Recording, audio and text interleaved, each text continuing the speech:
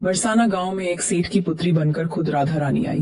दोस्तों, एक बार की बात है, बरसाना गांव में एक सेठ रहता था जो बहुत धनी था। उसके 3 पुत्र थे, परंतु उसकी कोई पुत्री नहीं थी। कुछ समय पश्चात उसकी पत्नी का देहांत हो गया और सभी पुत्रों की शादी हो गई। सभी पुत्र अपने अपने कार्य में व्यस्त रहने लगे।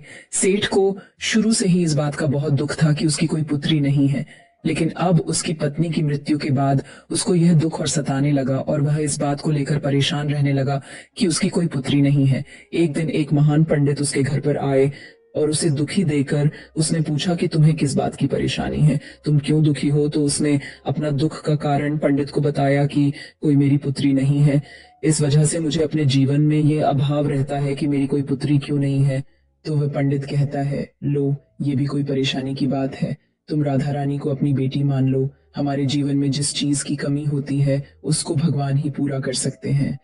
परेशान होने से क्या होगा, तुम राधा रानी को अपनी बेटी मानो और अपने दिल की बात किया करो। देखना, तुम्हें यह अभाव कभी नहीं सताएगा। सेठ को पंडित की यह बात अच्छी लगती है और वह ऐसा ही करता है। राधा रानी की मूर्ति लेकर आता है और प्रतिदिन भोजन करने से पहले राधा रानी को भोग लगाता है, फिर स्वयं भोजन करता है और सोने से पहले राधा रानी के साथ खूब बातचीत करता है। ऐसे ही करते करते वह दिल से राधा रानी को अपनी बेटी मानने लगा और वह भूल ही गया कि उसकी कोई बेटी नहीं है। उसे इस बात का आभास होने लगा कि उसकी पुत्री सच में है और वह बहुत दिल से उसे अपनी पुत्री मानने लगा। जब तक वह बात ना करता, उसे भोजन ना खिलाता, उसका मन नहीं लगता, और जब वह बात करता तो उसके मन को बहुत संतुष्टि मिलती, जैसे उसे पता नहीं क्या मिल गया हो। दोस्तों, सेठ के घर पर एक चूड़ी बेचने वाली मनहारन आती थी और वह उसकी बहुओं को चूड़ियां पहनाकर जाती थी। एक दिन वह चूड़ी बेचने घर पर आई और उसने सेठ के बेटे की तीनों बहुओं को चूड़ी पहनाई। जब सेठ की बहुएं चूड़ी पहनकर चली गई तो उसके सामने एक और कन्या आई और उसने कहा कि मुझे भी चूड़ियां पहन दो। चूड़ी वाली ने सोचा कि शायद सेठ के घर पर कोई मेहमान आई है, तो उसने उसको भी चूड़ी पहना दी। उसके बाद वह चूड़ी वाली सेठ से पैसे मांगने सेठ की दुकान पर पहुंची और बोली कि चूड़ी के पैसे दे दो, और उसने पहले से अधिक पैसे मांगे। तो सेठ ने कहा कि तुमने चूड़ी का दाम बढ़ा दिया है क्या। तो उसने कहा, नहीं, मैंने चूड़ी का दाम तो नहीं बढ़ाया, परंतु आज मैं 4 को चूड़ी पहना कर आई हूँ। उसने कहा, मेरे घर पर तो 3 ही बहुएं हैं। तो उसने कहा, नहीं, मैंने आज 4 को चूड़ी पहनाई है। सेठ ने कहा कि तुमसे कोई गलती हुई है, मेरे घर पर तो चूड़ी पहनने के लिए मेरी सिर्फ 3 बहू है। तो उसने 3 के पैसे चूड़ी वाली को दे दिए और चूड़ी वाली भी बिना कुछ कहे पैसे लेकर अपने घर चली गई। रात को सेठ घर आया और हमेशा की तरह राधा रानी को भोग लगाकर और खूब सारी बातें कर सो गया।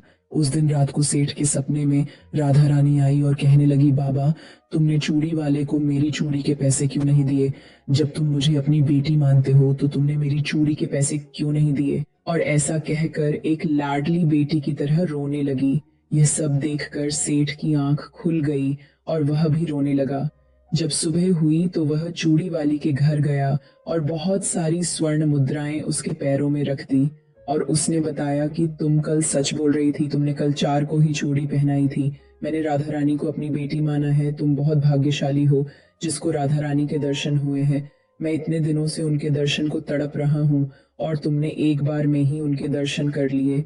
यह बोलकर रोने लगा और बोला कि तुम्हें चूड़ी का जो भी दाम चाहिए मुझसे मांग लो। यह सुनकर मनहारण के आंखों में भी आंसू आ गए और उसने मन में सोचा, जब मुझे खुद राधा रानी के ही दर्शन हो गए हैं तो इससे ज्यादा मुझे और क्या चाहिए। और उसने सेठ के सामने हाथ जोड़कर कहा कि तुम्हारी वजह से मुझे राधा रानी के दर्शन हुए हैं, जिससे मेरा ये जीवन सफल हो गया, मुझे कुछ नहीं चाहिए। तो दोस्तों, देखा कि जब हम भगवान को दिल से पुकारते हैं, उनकी पूजा अर्चना करते हैं, तो वो कैसे हमारे पास दौड़े चले।